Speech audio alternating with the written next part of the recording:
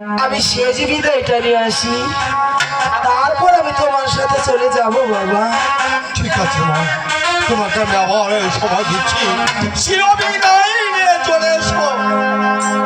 স্বামী বলো বেগম। আমি তো চলেই যাবো। হ্যাঁ বেগম। জানি না স্বামী, আপনার সাথে আমার সাথে আর জীবনে হবে কি না। না, তাই যাবার পূর্বে আমাকে শেষ বিদায়টা দিয়ে দিন স্বামী, আমাকে শেষ বিদায়টা দিয়ে দিন। যাই আরে